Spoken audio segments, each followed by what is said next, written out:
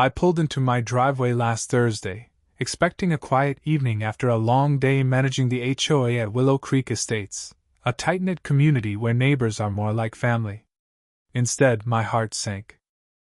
A chaotic yard sale sprawled across my property, with strangers pawing through priceless antiques, items I instantly recognized as belonging to my dear friend, Ellen Harper, who'd passed away just 2 months earlier.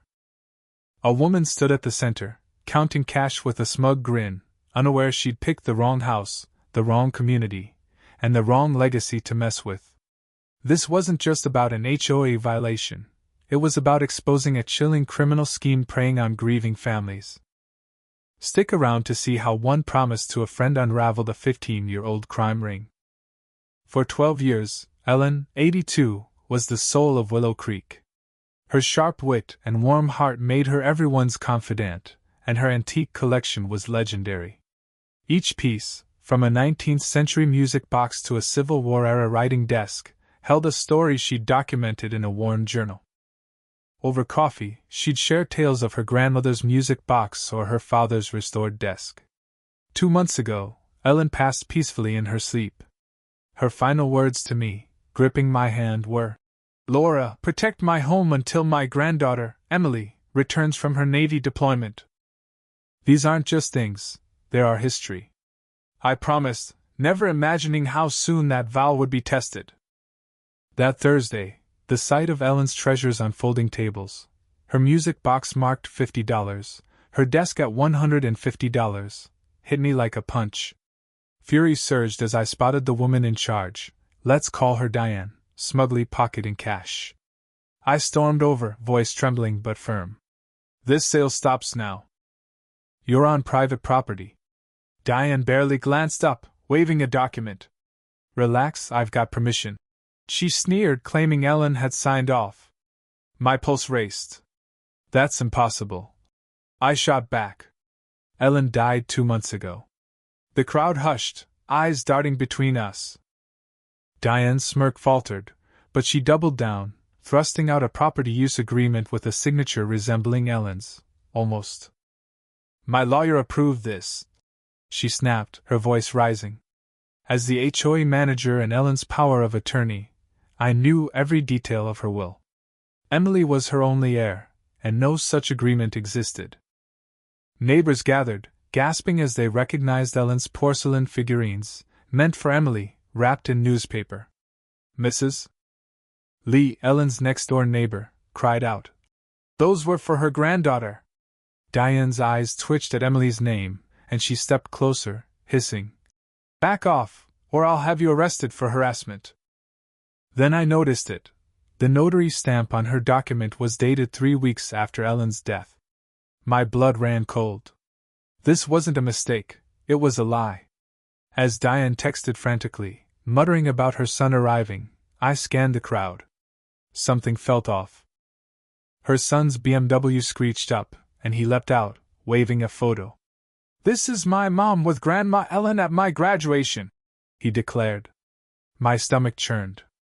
Ellen had shown me her family album weeks before she died, every photo labeled. This one? I'd taken it myself at our community picnic. It was doctored. Mrs. Lee pulled me aside, whispering, "I saw these two at the Peterson Estates sale last month." The Petersons, another elderly couple, had died recently. I checked our security footage on my phone. There they were, Diane and her son, scoping out Ellen's house days after her obituary ran. The same car appeared after the Petersons' deaths. A pattern emerged, sinister and calculated. Then, Diane's son made a fatal mistake. Pointing to Ellen's desk, he boasted, "That secret compartment makes it worth more." My heart stopped. Only Ellen, Emily, and I knew about that compartment.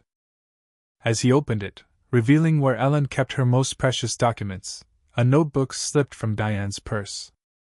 I grabbed it, flipping through obituary clippings, addresses, and a checklist. Track death notices, target military families, monitor funerals. This wasn't a yard sale, it was a predatory scheme exploiting grief. Ellen's desk held more, a letter addressed to me. Laura, if you're reading this, they came, just as I feared. It began. For months, Ellen had documented their operation, suspecting they targeted elderly residents. Her last act was setting a trap. The crowd grew tense as Tom, our retired police chief, stepped forward.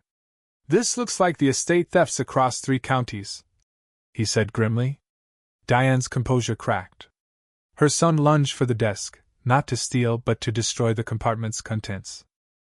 I shouted, but our community sprang into action. Mr. Alvarez, a 68-year-old tennis coach, blocked his path. Mrs. Lee and her book club formed a human chain around Ellen's antiques. Diane went ballistic, screaming, "You don't get it!" Her purse spilled, revealing lockpicking tools, maps of Willow Creek, and a USB drive. In a desperate move, Diane pulled a lighter, threatening to burn Ellen's lace curtains. The crowd gasped, but before she could act, 75-year-old Clara, a former firefighter, doused her with a garden hose. "Not in my neighborhood," Clara declared. Chaos erupted. Tom's grandson, a tech whiz, cloned Diane's phone, exposing fake IDs, forged documents. Police swarmed in, finding Diane and her son surrounded by residents clutching evidence.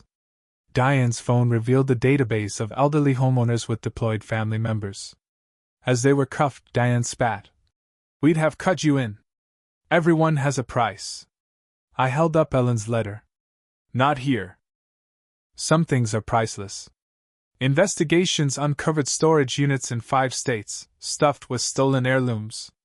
Ellen's evidence sparked a digital catalog, and within days, families nationwide reclaimed wedding rings, war medals, and recipes through social media. The fallout was seismic. Ellen's Law was proposed, mandating holding periods for estate sales involving military families and a database to track suspicious patterns. Willow Creek launched the Guardian program, with retirees patrolling properties, already stopping 2 scams. Emily returned to inherit not just her grandmother's treasures but a community united. Ellen's videos ensured our history would endure, untouchable by thieves. This wasn't just about antiques, it was about fighting for what's sacred. Our stories, our memories, are no ones to steal. What do you think of this saga? Should communities take justice into their own hands like Willow Creek did? Drop your thoughts in the comments, and share your take on standing up to predators like Diane. Hit that like button, subscribe, and let's keep these stories alive, because on YouTube, engagement keeps truth trending.